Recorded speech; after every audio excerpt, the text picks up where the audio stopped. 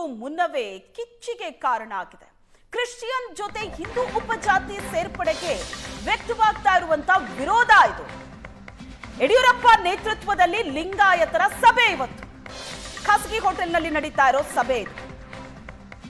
ಜಾತಿ ಗಣತಿ ಆರಂಭಕ್ಕೂ ಮುನ್ನವೇ ಬಹಳ ದೊಡ್ಡ ಕಿಚ್ಚಿಗೆ ಕಾರಣವಾಗ್ತಾ ಇದೆ. ಕ್ರಿಶ್ಚಿಯನ್ ಜೊತೆ ಹಿಂದೂ ಉಪಜಾತಿ ಸೇರ್ಪಡೆಗೆ ವಿರೋಧ ವ್ಯಕ್ತವಾಗ್ತಾ ಇರೋದು. ಯಡಿಯೂರಪ್ಪ ನೇತೃತ್ವದಲ್ಲಿ ಲಿಂಗಾಯತರ ಸಭೆ ಖಾಸಗಿ ಹೋಟೆಲ್ನಲ್ಲಿ ನಡೀತಾ ಇದೆ. ಹಿಂದೂ ಜಾತಿಗಳ ಮಧ್ಯೆ ಕ್ರಿಶ್ಚಿಯನ್ ಧರ್ಮವನ್ನ ಸೇರಿಸಿದ್ದಕ್ಕೆ ಕಿಡಿಕಾರ್ತಾ ಇದೆ. ರಾಜ್ಯ ಸರ್ಕಾರದ ವಿರುದ್ಧ ಹೋರಾಟಕ್ಕೆ ತೀರ್ಮಾನ ಮಾಡಿದ್ದಾರೆ. ಲಿಂಗಾಯತ ಕ್ರಿಶ್ಚಿಯನ್ ಸೇರಿಸಿರೋದ್ರ ಬಗ್ಗೆ ಆಕ್ಷೇಪ ವ್ಯಕ್ತವಾಗಿದೆ. ಯಡಿಯೂರಪ್ಪ ನೇತೃತ್ವದಲ್ಲಿ ಲಿಂಗಾಯತರ ಸಭೆ. ಜಗದೀಶ್ ಶೆಟ್ಟರ್ ಅವರು ಸಭೆಗೆ ಆಗಮಿಸಿದಂತಹ ದೃಶ್ಯ ನೋಡಿದ್ರಿ.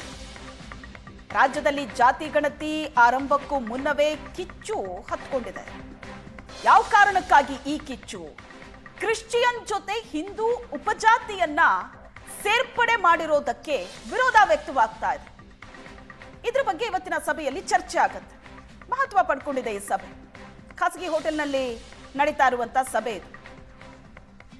ರಾಜ್ಯ ಸರ್ಕಾರದ ವಿರುದ್ಧ ಹೋರಾಟ ಮಾಡೋದಕ್ಕೆ ತೀರ್ಮಾನ ಮಾಡಲಾಗಿದೆ. ಹಿಂದೂ ಜಾತಿಗಳ ಮಧ್ಯೆ ಕ್ರಿಶ್ಚಿಯನ್ ಧರ್ಮ ಸೇರಿಸಿದ್ದಕ್ಕೆ ಆಕ್ರೋಶ ವ್ಯಕ್ತವಾಗ್ತಾ ಇದೆ.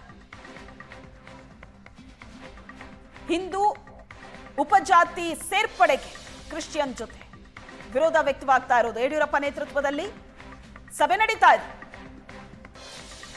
ಈ ಬಗ್ಗೆ ಹೆಚ್ಚಿನ ಡೀಟೇಲ್ಸ್ ಅನ್ನ ಕೊಡ್ತಾರೆ ನಮ್ಮ ಪ್ರತಿನಿಧಿ ರವಿ ಶಿವರಾಮ್ ಸಂಪರ್ಕದಲ್ಲಿದ್ದಾರೆ. ರವಿ ಶಿವರಾಮ್, ಯಡಿಯೂರಪ್ಪ ನೇತೃತ್ವದಲ್ಲಿ ನಡೀತಾ ಇರುವಂತಹ ಲಿಂಗಾಯತರ ಸಭೆ, ಪ್ರಮುಖವಾಗಿ ಯಾರೆಲ್ಲ ಭಾಗಿಯಾಗಿದ್ದಾರೆ ಈ ಸಭೆಯಲ್ಲಿ? ಏನೆಲ್ಲ ವಿಷಯಗಳ ಚರ್ಚೆಗೆ ಬರುತ್ತೆ? ಸರ್ಕಾರಕ್ಕೆ ಯಾವ ರೀತಿ ಆಗ್ರಹ ಮಾಡಲಿದ್ದಾರೆ? ಯಾಕಂದ್ರೆ ಒಂದ್ ಕಡೆ ಹೋರಾಟಕ್ಕೂ ಕೂಡ ತೀರ್ಮಾನ ಮಾಡಿದ್ದಾರೆ ರಾಜ್ಯ ಸರ್ಕಾರದ ವಿರುದ್ಧ.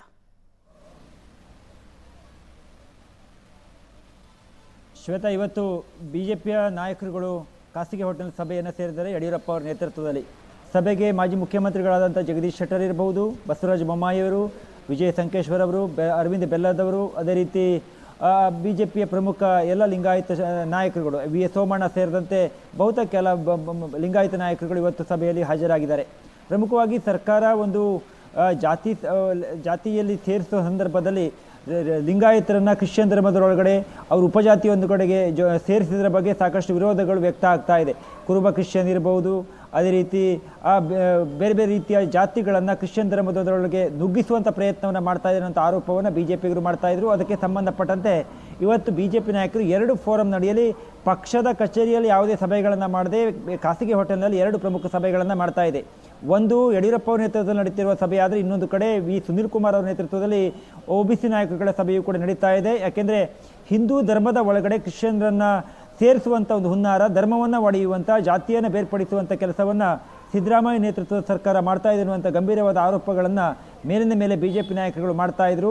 ಇವತ್ತು ಅದಕ್ಕೆ ಸಂಬಂಧಪಟ್ಟಂತೆ ತಮ್ಮ ನಿಲುವುಗಳು ಏನಾಗಿರಬೇಕು ಅನ್ನುವ ಕುರಿತಾಗಿ ನಾಯಕರುಗಳು ಸಭೆಯನ್ನು ಮಾಡ್ತಾ ಇದ್ದಾರೆ. ಮೊದಲಾಗಿ ಲಿಂಗಾಯತ ನಾಯಕರು ಸಭೆಯನ್ನು ಮಾಡ್ತಾ ಇರುವ ಉದ್ದೇಶ, ಈ ಹಿಂದೆ ಸಿದ್ದರಾಮಯ್ಯರು ಮುಖ್ಯಮಂತ್ರಿ ಆಗಿದ್ದಂಥ ವೇಳೆ ಧರ್ಮವನ್ನು ಒಡೆಯುವಂಥ ಕೆಲಸಕ್ಕೆ ಕೈ ಹಾಕಿದ್ರು ಅನ್ನುವಂಥ ಆರೋಪವನ್ನು ಬಿಜೆಪಿಗರು ಮಾಡಿದರು. ಅದು ಲಿಂಗಾಯತ ವೀರಶೈವ ಧರ್ಮವನ್ನು ಒಡೆಯುವಂಥ ಕೆಲಸಕ್ಕೆ ಕೈ ಹಾಕಿದ್ರು.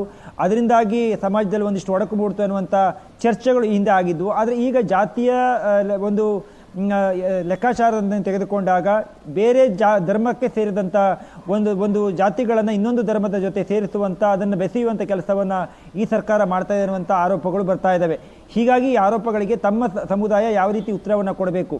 ಯಾಕೆಂದರೆ ಒಬ್ಬೊಬ್ಬರು ಒಂದೊಂದು ಸ್ಟೇಟ್ಮೆಂಟ್ಗಳನ್ನು ಕೊಟ್ಟು ನಾಳೆ ಗೊಂದಲಗಳು ಮೂಡೋದು ಬೇಡ. ನಮ್ಮ ಸಮಾಜಕ್ಕೆ ಯಾವ ರೀತಿ ಸಂದೇಶ ಹೋಗಬೇಕು ಮತ್ತು ನಾವು ಒಂದು ಪಾರ್ಟಿಯಾಗಿ ಮತ್ತು ನಮ್ಮ ಸಮಾಜದ ಮುಖಂಡರಾಗಿ ನಾವು ಯಾವ ತೀರ್ಮಾನ ತೆಗೆದುಕೊಂಡಿದೆ ಹೇಳುವಂಥ ಸಂದೇಶವನ್ನು ಜನತೆಗೆ ತಲುಪಿಸಬೇಕು ಅನ್ನುವ ನಿಟ್ಟಿನಲ್ಲಿ ಇವತ್ತು ಸಭೆಯನ್ನು ನಡೆಸಲಾಗ್ತಾ ಇದೆ. ಸಭೆಯ ಬಳಿಕ ಪತ್ರಿಕಾಗೋಷ್ಠಿಯನ್ನು ಮಾಡ್ತಾರೆ. ಯಾಕೆಂದರೆ ಮೊದಲೇ ಈ ರೀತಿಯ ಒಂದು ಜಾತಿ ಲೆಕ್ಕಾಚಾರಗಳು ಬಂದಾಗ ರಾಜಕೀಯವಾಗಿರ್ಬೋದು, ಸಾಮಾಜಿಕವಾಗಿರ್ಬೋದು, ಬೇರೆ ಬೇರೆ ಆಯಾಮಗಳಲ್ಲಿ ಜನ ಚರ್ಚೆಯನ್ನು ಮಾಡ್ತಾರೆ. ನೀವು ಕೇವಲ ರಾಜಕೀಯದಿಂದ ನೋಡಿದಾಗ ಒಂದು ದೃಷ್ಟಿಕೋನದಲ್ಲಿ ನೋಡಿದಾಗ ಮತ್ತು ಸಾಮಾಜಿಕವಾಗಿ ನೋಡಿದಾಗ ಒಂದು ಸಮಾಜದಲ್ಲಿ ಒಡಕನ್ನು ಮೂಡಿಸುವಂಥ, ಸಮಾಜದಲ್ಲಿ ಬೇರೆ ಬೇರೆ ಯೋಚನೆಗಳು ಮೂಡಿಸುವ ನಿಟ್ಟಿನಲ್ಲಿ ಕೆಲಸ ಕಾರ್ಯಗಳು ಈ ಒಂದು ರೀತಿಯ ಕೆಲಸಕ್ಕೆ ಸರ್ಕಾರ ಕೈ ಹಾಕಿದೆ ಅನ್ನುವಂಥ ಆರೋಪಗಳು ಬರ್ತಾ ಇರುವ ಸಂದರ್ಭದಲ್ಲಿ ಇವತ್ತು ಯಡಿಯೂರಪ್ಪನವರು ಬಹಳ ವಿಶೇಷವಾಗಿ ಯಡಿಯೂರಪ್ಪನವರ ನೇತೃತ್ವದ ಸಭೆಯನ್ನು ಮಾಡ್ತಾ ಇರುವಂಥದ್ದು ಗಮನಿಸಬೇಕಾದ ಅಂಶ.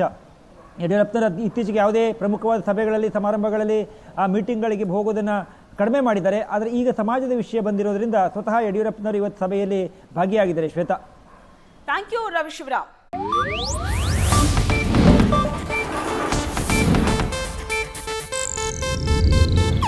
ಇದು ಏಷ್ಯಾನೆಟ್ ನ್ಯೂಸ್ ನೆಟ್ವರ್ಕ್ ಪ್ರಸ್ತುತಿ.